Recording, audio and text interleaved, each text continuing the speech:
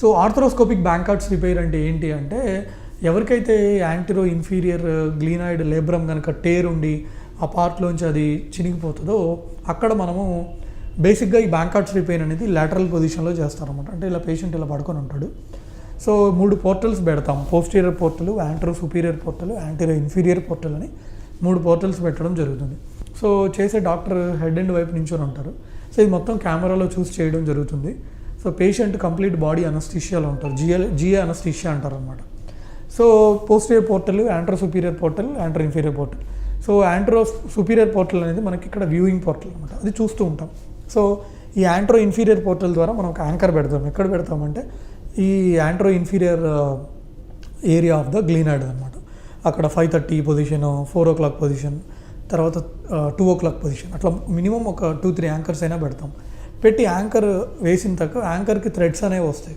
So threads వచ్చిన దాంట్లో ఏం చేస్తామంటే బయట తీసుకుంటాం. ఓకేనా?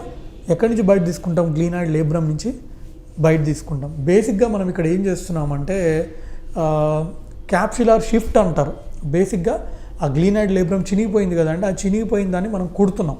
మళ్ళీ డిస్లొకేట్ కాకుండా చేస్తాం అన్నమాట. సో అది యాంకర్ వేయడము, లేబ్రమ్ నుంచి బయట తీసుకోవడం,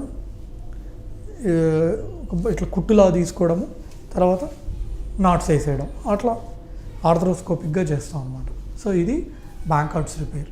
సో ఆర్థ్రోస్కోపిక్ కఫ్ రిపేర్ అంటే ఏంటంటే దీన్ని 2 రకాలుగా చేస్తారండి. కొంతమంది సర్జన్స్ పేషెంట్ ఇలా పడుకొని ఉంటాడు లాటరల్ పొజిషన్లో, కొంతమంది సర్జన్స్ ఇలాగా బీ చైర్ పొజిషన్లో చేస్తారు.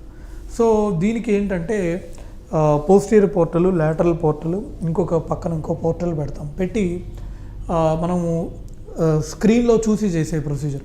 ఈ కఫ్ అనేది చినిగిపోతూ ఉంటుంది. అది డీజనరేటివ్ టేర్ అవ్వచ్చు, ట్రామా వల్ల, దెబ్బ తాకడం వల్ల, యాక్సిడెంట్స్ వల్ల కూడా చినగచ్చు. ఈ కఫ్ అనేది చాలా important.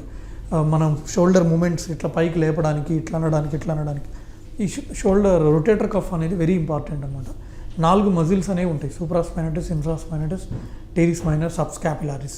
These 4 are very very very important muscles అనమాట. సో ఇవి ఏమన్నా చినిగితే, ఈ రొటేటర్ కఫ్ ఏమైనా చినిగితే పేషెంట్కి ఏంటంటే నొప్పితో పాటు చెయ్యి పైకి లేపలేడు. కంప్లీట్గా కనుక చినిగిపోతే పైకి లేపగానే టప్పని పడిపోతుంది. డ్రాప్ ఆన్ టెస్ట్ అంటారు. అది పాజిటివ్ ఉంటుంది. సో ఎలా రిపేర్ చేస్తామంటే సేమ్ ఇందాక చెప్పినట్టు బ్యాంకార్డ్స్కి కఫ్లో కూడా హెడ్ దగ్గర